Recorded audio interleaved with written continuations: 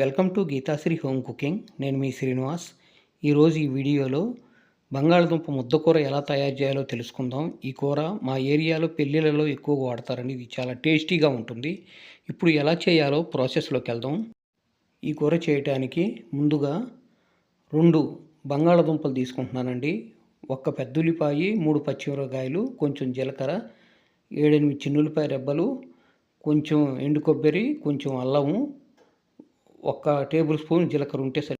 ముందుగా మిక్సీ చిన్న జార్ తీసుకొని ఇందులో అల్లాన్ని ముక్కలుగా చేసుకుందాం.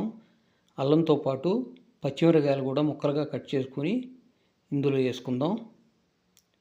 ఇప్పుడు చిన్నులపాయ రెబ్బలను కూడా వేసుకుందామండి. ఇప్పుడు ఎండు కొబ్బరిని కూడా ఈ విధంగా తుంచి ముక్కలుగా వేసుకుందాం. ఇప్పుడు జీలకర్రని కూడా మనము ఈ మిక్సీలో వేసుకొని ఈ మిక్సీకి పట్టుకొని ఈ మొత్తం మిశ్రమాన్ని మిక్సీకి పట్టుకొని చిన్న గిన్నెలో తీసుకొని పక్కన పెట్టుకుందాం. ఉల్లిపాయను కూడా సన్నగా తరిగి పెట్టుకుందాం. ఇప్పుడు ఈ 2 బంగాళదుంపల్ని కుక్కర్లో వేసుకొని 3 విజిల్స్ వచ్చే వరకు ఉడకనిద్దామండి. కుక్కర్లో 2 బంగాళదుంపలు వేసి వాటర్ పోసి మూత పెట్టి ఒక 3 విజిల్స్ వచ్చే వరకు ఉడకనివ్వండి.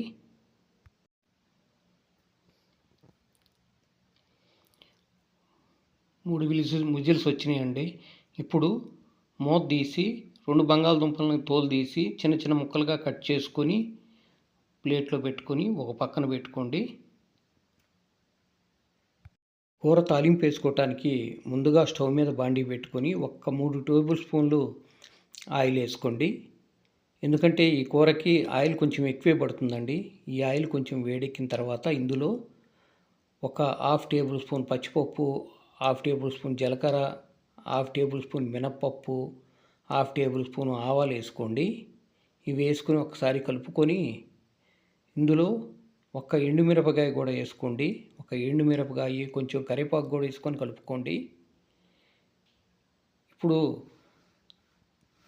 ఆనియన్ సన్నగా తరిగి పెట్టుకున్నటువంటి ఆనియన్ కూడా వేసుకొని బాగా కలుపుకోండి.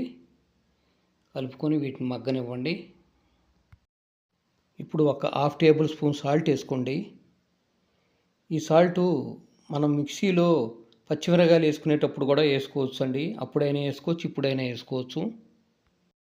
ఇప్పుడు ఇందులో 1/2 టేబుల్ స్పూన్ పసుపు వేసుకోండి. 1/2 టేబుల్ స్పూన్ పసుపు వేసుకొని బాగా కలుపుకొని దీన్ని కూడా నూనెలో వేగనివ్వండి. ఇప్పుడు ఇందులో ముందుగా మనం మిక్సీకి వేసి పెట్టుకున్నటువంటి పచ్చిమిరపకాయ, ఎండు కొబ్బరి, అల్లము ఈ మిశ్రమాన్ని ఇందులో వేసుకొని కలుపుకొని దీన్ని కూడా కొంచెంసేపు బాగా యాగనివ్వండి. ఎందుకంటే మనం పచ్చియే వేసాం కాబట్టి వీటిని బాగా యాగనివ్వాలి. ఇప్పుడు స్టవ్ ఆఫ్ చేసుకొని ఇందులో మనం ముందుగా ఉడకబెట్టుకొని ముక్కలు చేసుకున్నటువంటి బంగాళదుంప ముక్కలను వేసుకొని బాగా కలుపుకోండి.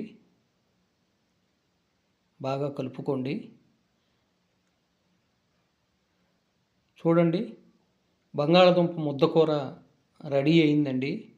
ఈ కూర మా ఏరియాలో పెళ్ళిళ్ళలో, ఫంక్షన్లలో ఎక్కువగా ఉపయోగిస్తారండి. చాలా టేస్టీగా ఉంటుంది. కమ్మన వాసన వస్తుంది చూడండి. వీడియో నచ్చితే లైక్ చేయండి, షేర్ చేయండి. మన ఛానల్ని సబ్స్క్రైబ్ చేసుకునే వాళ్ళు ఉంటే సబ్స్క్రైబ్ చేసుకోండి.